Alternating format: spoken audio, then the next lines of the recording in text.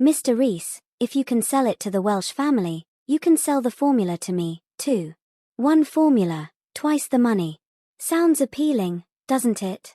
Pablo smiled. That's right. Your deal with Mr. Hands will remain discreet, and the Welsh family will never know. Once you give me the formula and get the money, you can travel and live your life without worry. Cody sweetened the deal. If the Welsh family finds out I'm selling it again, I won't live long enough to enjoy the money. Dustin shook his head. Don't worry, I've got your back, and they won't dare to harm you, Pablo assured him confidently. Mr. Hands, would you go against the Welsh family for someone like me? Dustin asked intently. You are very clever. Pablo extinguished his cigar and placed it in the ashtray. I won't pick a fight with them, but I can ensure they don't find you. It's the only way to keep you safe. Mr. Hands, I can't trust someone else with my safety, so I must decline.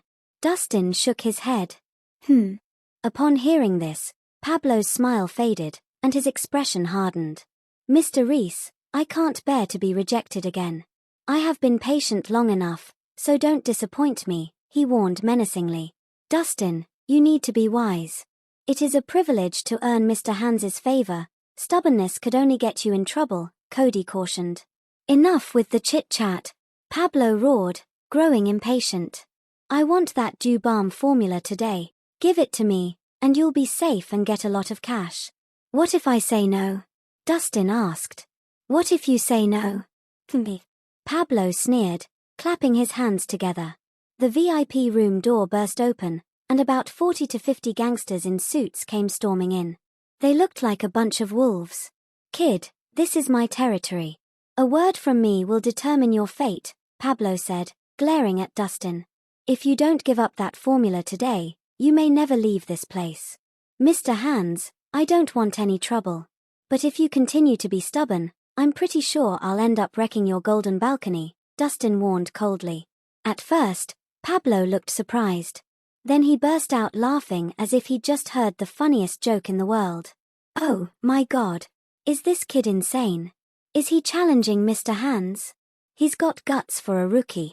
A few guests left their gambling session, interested in what was happening. Ignorant fool.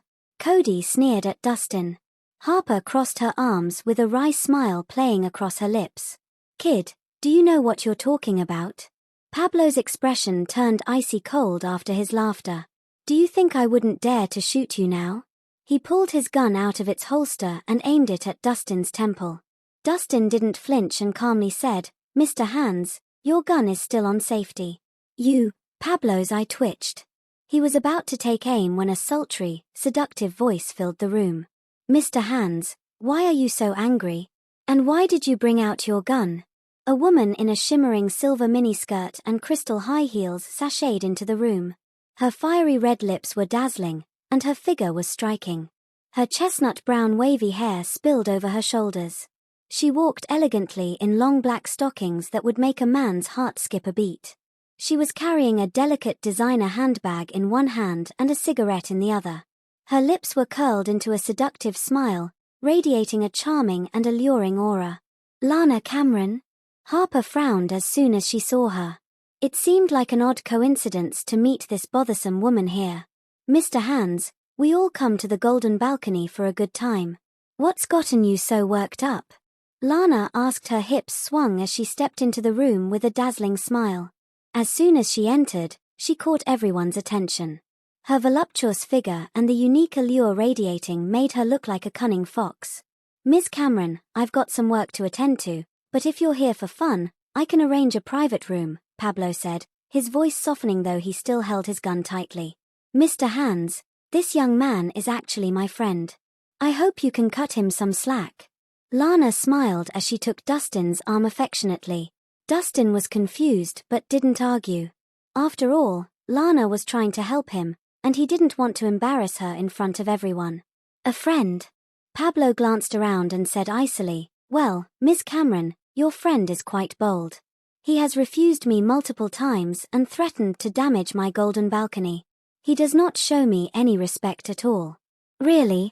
Lana raised an eyebrow and looked at Dustin in surprise. She hadn't expected him to challenge Pablo so openly. Mr. Hands, I apologize for my young friend's rashness and lack of manners. I hope you can find it in your heart to forgive him. Lana kept her smile. Well, but he needs to give me the formula before I can forgive him, Pablo said coldly. The formula? Lana asked, feeling perplexed. She realized it was more than just a verbal argument, it was about their interests. I repeat, I cannot sell you the formula, Dustin firmly refused. Pablo brandished his gun, leaving no room for any negotiation. Ms. Cameron, did you not hear? Your friend does not know what he is talking about. Pablo's expression darkened as he raised his gun. Mr. Hands, be patient. It's just a formula.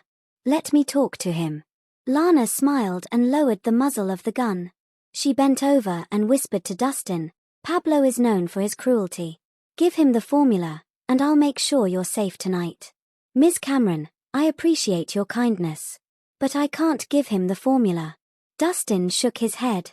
Lana continued to persuade, your formula will remain valuable as long as there are chances. But if you die here, it will be useless to you too. She thought to herself, this guy is so stubborn. Even when he's in danger, he won't yield. I won't die, and he can't kill me, Dustin replied calmly. Lana was feeling frustrated at his response. Other than the presence of dozens of people around them, Pablo still held a gun. Lana wondered where Dustin had found the courage to make such a statement. Ms. Cameron, I'm getting a little tired of you trying to get in my way, Pablo warned sternly. Dustin's stubbornness frustrated him, prompting Pablo to take action. Mr. Hands, why don't we have a pleasant conversation and drink together? Lana asked, taking 2 glasses of wine and handing one to Pablo. Drink. Pablo snapped, slapping the glass out of her hand. The glass shattered, and wine sprayed everywhere. Lana was slightly startled, but she smiled and moved closer to Pablo. She touched his chest with her delicate fingers and said softly, Mr. Hands, please don't be mad. If you let my friend go, I promise you'll be pleasantly surprised tonight. Lana smiled flirtatiously at Pablo. Lana, if you want to have some fun, I'll be happy to join you later, Pablo said, then grabbed her wrist and gave her a wicked grin. But first, I have to deal with this kid here, so stay put and stay out of trouble. Mr. Hands, you're hurting me, Lana complained, her face twisting into a scowl. She tried to pull away from him, but he wouldn't let her go.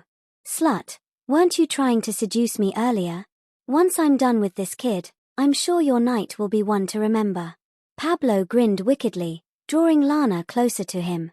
He looked at Dustin tauntingly. Kid, it seems like something is going on between you and this slut here, doesn't it? I doubt your scrawny arms and legs will do her any good, but I'll make sure she has the best time of her life. She'll be on cloud 9. Mr. Hands, please don't be reckless. I'm from the Cameron family. Lana panicked.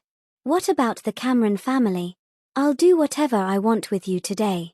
Your family can't do anything to me, even if I take advantage of you, Pablo said arrogantly. Lana was shocked and furious. Pablo had a significant influence and strong support behind him. If he forced himself on her, it would only slightly tarnish his reputation. Not even the Cameron family would dare stand up to him. Kid, I'm going to ask you again. Will you give me the formula or not? Pablo held Lana with one hand and a gun with the other. He glared fiercely at Dustin. First, I will not give you the formula. Second, release Ms. Cameron, or I will break your hand.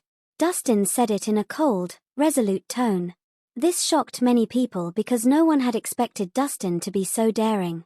He was facing a gun pointed at him and still talking with a straight face. Why was he risking his life? You're asking for it, you bastard. Pablo snapped, pulling the trigger and aiming for Dustin's thigh.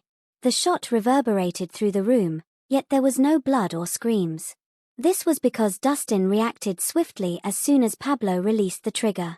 He gripped the gun barrel with one hand and squeezed Pablo's throat with the other. There was a loud thud as he pinned Pablo to the wall, causing multiple cracks.